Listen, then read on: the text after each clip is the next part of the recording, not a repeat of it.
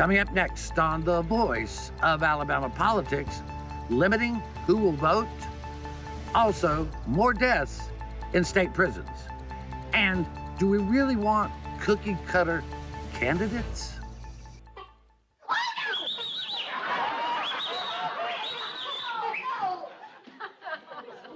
Stop the clones. All this and much, much more coming up next on The V.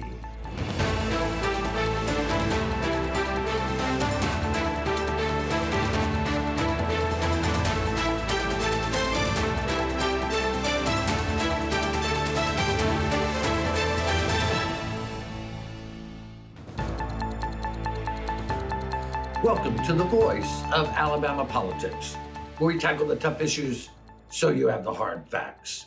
I'm your host, Bill Britt, and today I'm joined by Susan Britt, research guru extraordinaire, and Josh Moon, investigative reporter and columnist at APR. Welcome. Hi, guys. Hey, guys. Just when you think there's nothing you can write about, stuff keeps happening, right? Yeah, I never think that. I know something's coming. It's always coming, right? Just like a flood. But I want to go back and address something because we've learned a little more. Problems with redistricting maps. There were problems in House District 28, 29, Senate District 27, and House District 2. Right. Now, we were told over the weekend, or last weekend, by some people in the know, that if there had been more ballot challenges, Susan, we would have discovered that there more districts were misaligned, were not drawn properly. And we think we found the culprit, or at least some of the culprits, Susan. Yeah, I thought it was GSI, I think it is, that a lot of the districts are using to actually do the redistricting. Yeah, the Geographic Information System. That's it. Yeah. GIS. The GIS, yes, the GIS. Right. GIS. The rest of them basically using maps and crayons, to draw the district lines. So they don't have the software. Only white crayons. Only the white crayons. Only white crayons. So Flash color. That's where a lot of your problems are coming in. And according to the source, it's not uncommon. It's only been since the Trump challenges that people have really dove deep into this issue of saying that there's some problems here. So this is not actually that uncommon. I had to go back to my snide comment there. There used to be a long time ago, years and years and years ago, Crayola crayons. When you got the 64 pack, Had a sharpener in it. It had a sharpener in it, but also had a crayon called Flesh Tone. It was white. Yeah, right. How the world has changed. Yeah, no, you're right, though. You're right in what Susan said about, this is a relatively new thing. And I think a lot of people who don't understand the election processes, in this state and around the country, don't necessarily realize how many mistakes and how clunky it can be at times. Most of it, just honest things that happen, things that, human error, things that go wrong. And a lot of times those things end up costing people their votes. And I think people, there's now outrage because it's all, fraud and they're trying to steal it from whoever. Yeah, right. But in reality, it's just people making mistakes. And yes, those things, are a problem. And I think people legitimately want to get them fixed when they happen and they see that they happen. And I think that's the case here. They want to get them fixed. But yeah, from somebody who uses those county GIS things to look up information from time to time, they can be very, very helpful, and they're drawn exact, and you have no questions. The computer comes in and puts those lines on the map for you, and there's no questions about where things are. And so it's disappointing that still today a lot of counties in the state of Alabama have not gone to those. Well, and one of the things that we heard is, of course, they can't really afford it is part of it. The other thing is you have people, registrars are political appointees. Mm-hmm. Right. These are not professional folks that do this for a living. They are political appointees who, are just, their buddy got them in there, and they have this job as a registrar. And so it is human error. There's nothing, nefarious. There's nothing that we can dig under the hood other than say, get qualified people and provide them with the equipment that they need. Well, can I say, Yes. if we're going to do that, and I'm all for it. I'm all for doing that and fixing these problems and spending the money. But I think you're about to get into another point, and I'm jumping the gun here a little bit. But if you're going to do that and hire those people and us spend our tax dollars on those people, then you better let everybody vote in those elections.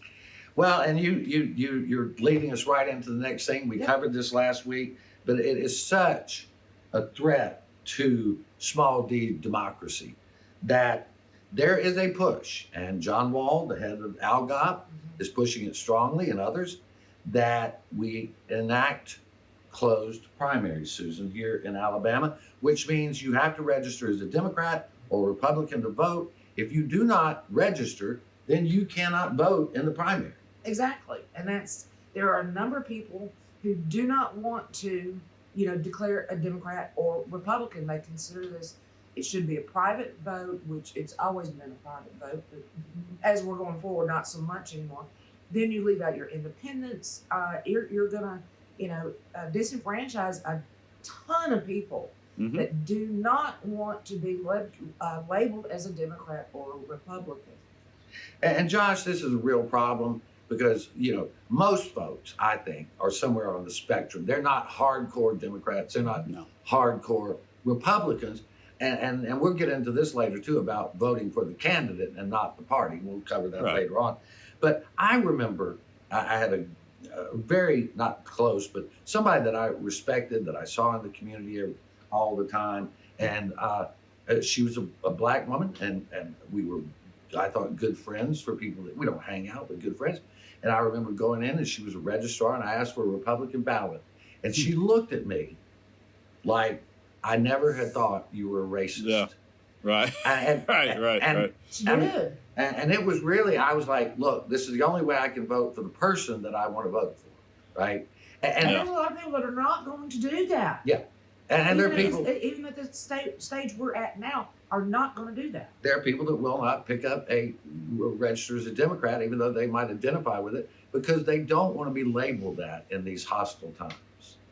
Yeah, no, and I think there are business decisions that come into play on certain things, and there are people now that are petty enough. We see it all the time. There are people who are petty enough to hold you, to hold that against you in business if you do these certain things. But it's to me, look, what you're talking about doing is excluding legal voters. Okay, you're talking about excluding legal voters from a voting process in which they select someone who's going to go to Montgomery or Washington or wherever, or their local offices, and represent them in government.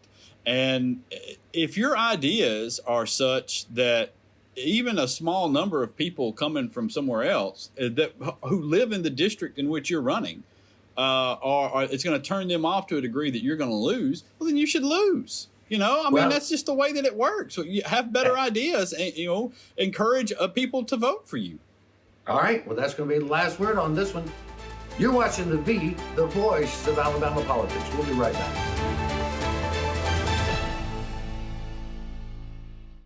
This summer, the world's roads lead here to Birmingham. The World Games, recognized by the International Olympic Committee, will bring athletes from more than 100 countries here to compete for gold. Tickets are on sale now to see events like flag football, softball, gymnastics, lacrosse, sumo wrestling, martial arts, sport climbing, and more. The World Games will bring the best in international sports here. So join the celebration, Alabama, as we step up, because this is our medal moment.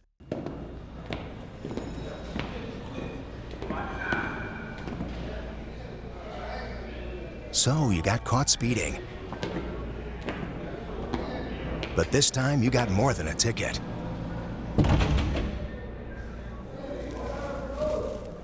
What are you in for? Vehicular homicide. Stop speeding before speeding stops you. Drive safe, Alabama. A message from your Alabama Department of Transportation. Welcome back to the voice of Alabama politics. A couple of weeks ago, it looked like the bond issue to pay for new prisons here in Alabama, 2 big men's prisons.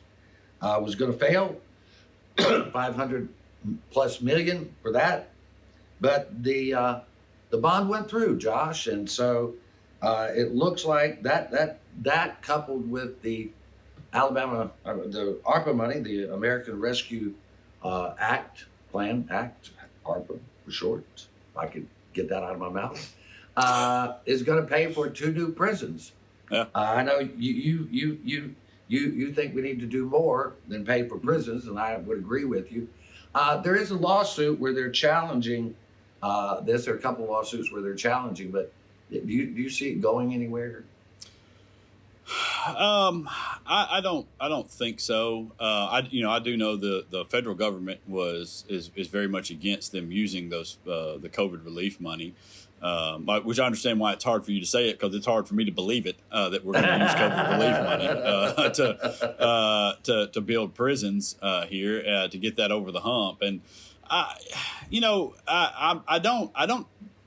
I'm not against necessarily the building of the prisons. I'm against what that kind of indicates, and it's another Band-Aid on kind of a gaping bullet wound that is our prison system, and it's one that I know once they put it on, that's all they're going to do for the next 20 years. And that's the biggest problem I have. We have so many issues in our prisons, and this addresses maybe 1/10 of those problems. Well, and I think if you go to the prisons, Susan, as you and I have, you realize that these are living hellholes. I mean, no human being, no matter what they're charged with, should have to live in these conditions. But again, it's the mental health, it's the training, it's having these people ready to come back into society is where we're not getting. We're having problems with general health care in prisons right now, just general health care. But I do understand that the way they've designed these prisons is going to cut down on some of the violence, prison on prisoner violence.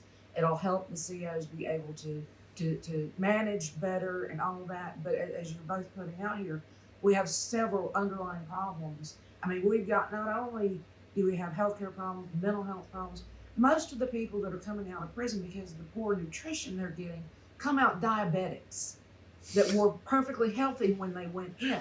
So, we've got. It's just, it's honest to God, it's like we're trying to destroy people. I mean, it's what it is. I mean, you're going to prison, and it should be corrections. That's what we're working for here. Is a correctional facility. To train people, give them job training, to give them education, to put them back out into society as productive citizens that are on the straight and narrow. And instead, what we're doing is we're taking low-level criminals and we're turning them into master criminals or diabetics, or just killing them before they ever get out. Well, and then go ahead. No, go ahead. And that brings up the next subject, which is, just in the last week, this is in a week period, 7 incarcerated individuals in Donaldson Correctional Facility. One correctional facility have died. Yeah, and they're trying to act like, oh, well, it seems to us that it's natural causes. Yeah, come on. No. Yeah. They'll say, well, it's a drug overdose. They're in prison. Yeah, I mean, what are you talking about? This is a you problem, man. You can't just write it off as it's just a drug overdose. You're in prison. The drugs got to be getting in there some way.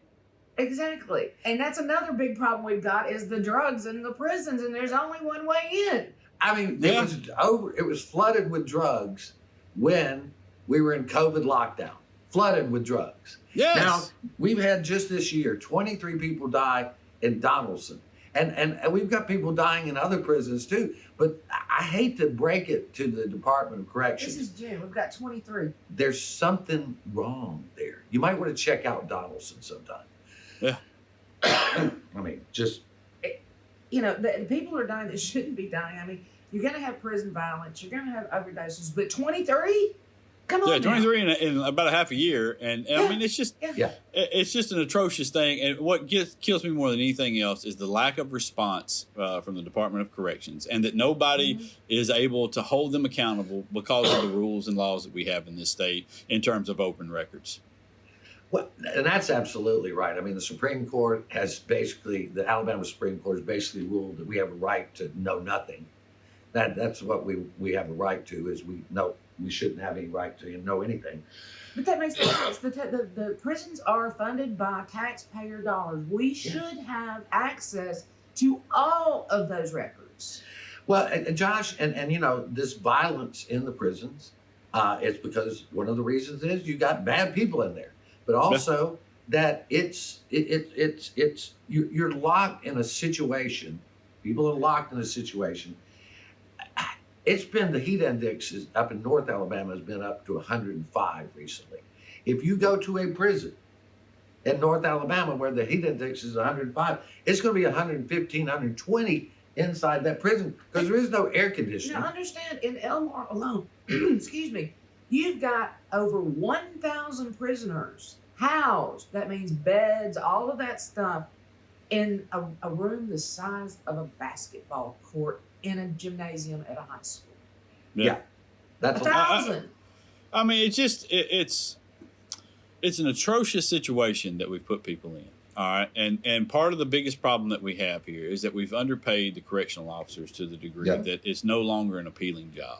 All right. If it were an appealing job with benefits and retirement packages that would attract folks there, they wouldn't be bringing drugs in all the time. You wouldn't have a lot of these issues. People would be scared to death to lose their great job working at a correctional facility. And if we're going to turn this around, that's what we're going to have to do to start with. We're going to have to start getting some guys in there that are real professional correctional officers, and they're going to have to do a job that in all instances in which they do not want to lose and do it right. Well, one of the problems is the Department of Justice under Donald Trump issued all these things that are wrong with these prisons, Alabama prisons, but they put no teeth into it. And the state has nibbled around the edges. And look, I don't want them to come take over the prisons either. Nibbled around the edges, and we're just not getting it done. So the legislature has got to do something, because obviously the Department of Corrections can't. But we're going to have to leave it right there. You're watching the voice of Alabama politics. We'll be right back.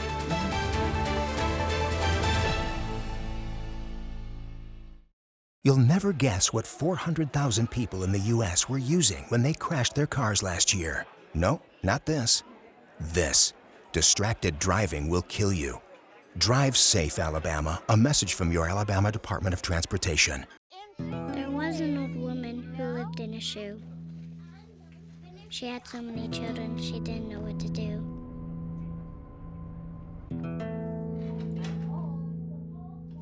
She gave them some broth without any bread and kissed them all soundly. Lights out. Good night. And put them to bed. Hunger is a story we can end. End it at feedingamerica.org.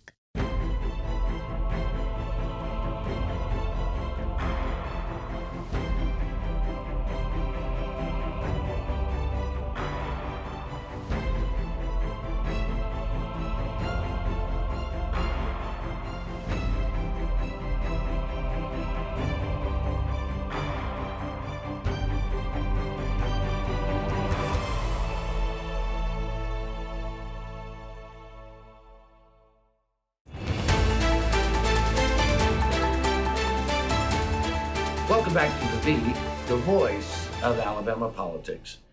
You know, we cover a lot of negative subjects. We point out things that are wrong. And the reason we do that is because when we started this show, we decided that we would talk about issues the way that they're talked about in the halls of the State House. Right.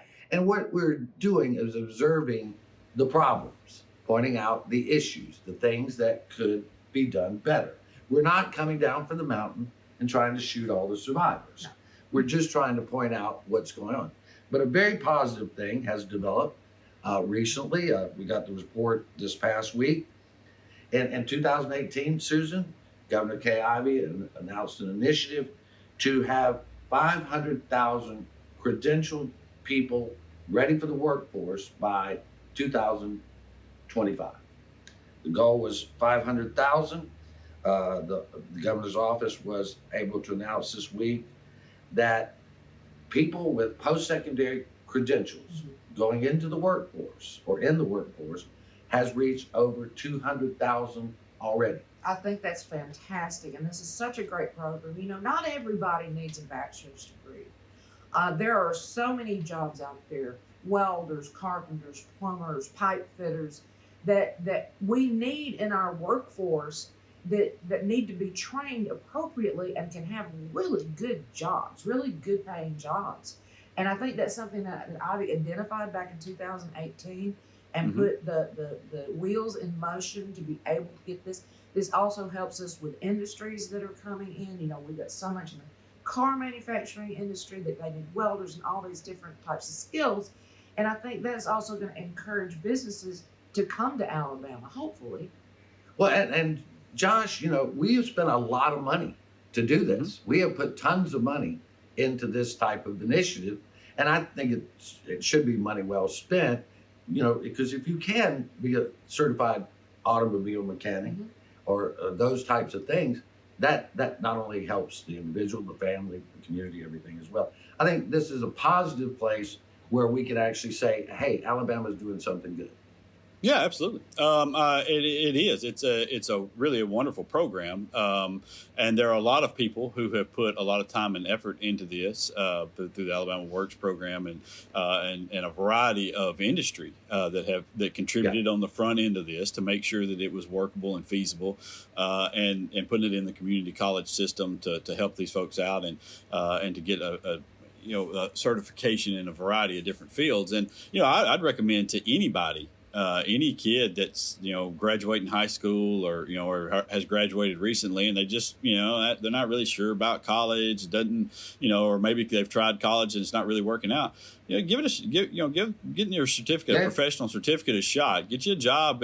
Join up with a union somewhere and enjoy the rest of your life. That's like really. Yeah. Listen, I'll say this: there have been. Would like to point out in this because I think a lot of times they don't do a good enough job pointing it out themselves. Is there are a lot of Democrats? Anthony Daniels comes to mind that put a lot of work into this program as well and really pushed it. And I think that there are a lot more opportunities that I hope that Democrats and Republicans look into in terms of in the black community and in inner cities in our state there where these programs could be expanded and help a ton of kids if they would but I know they've put some effort in it. I don't want to discount what they've done so far, but I think if they did more, this could really launch and really help us out in the future.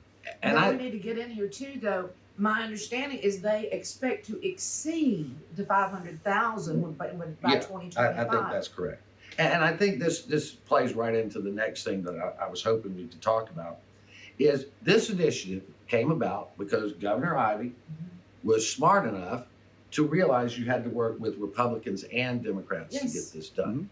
But as we were talking the other day, Josh, today, you're almost, and this is what's happening with this push to close primary, they're wanting you to vote for the team and not the individual. I know you have some thoughts on that. Yeah, we've broken this down now where politics mostly has become entertainment. And I say that knowing full well I'm currently talking to a TV audience. So I get it. All right, I do. But what we try to do is be informative and give you hard facts. And yes, we give our opinions on what happens. But we've allowed this to devolve into something that it should not be. And one of the biggest problems we have is the fact that we're voting for teams now. We're Republican and Democrats. You put on a jersey and that's all people care about is whether or not you're on the right team. Where instead of doing that, if people would simply go out and say, okay, here's the 5 issues that matter most to me in my life every day. Here's what I lay in bed at night with my spouse and talk about. And then find people who will address those issues in a way that you find satisfactory. That's all you have to worry about. You don't have to worry about the team. But, when you do worry about the team, you get what we got, which is bad problems. Well, and I was just going to say, this occurred when both parties, especially the Republican Party, decided to nationalize everything. It did. Because it was just a little over a decade ago that there were plenty of conservative Democrats and I would say progressive Republicans in our state. Today, you have to be cookie cutter. Yes. And that goes to the voter too. And I'm going to put some of this on the voter. It is easier to just go and check the box of your team that you identify more with than it is to actually look at the individual candidates and find out what that individual candidate is and what they stand for and what their policies are. It's just easy to go, oh, I'll just check the box and move on. Yeah, no, you're right. And back to what Bill said, in one of our races for Congress, the two candidates identified the top problem that they were facing was border issues. They're in North Alabama. They're in North Alabama. What are you talking about? What border? The border with Tennessee? That's what I was thinking. I'm worried about those Georgians coming over here personally. I mean, that scares me. I don't want these people from Georgia coming over there. But no, it's become because it's national.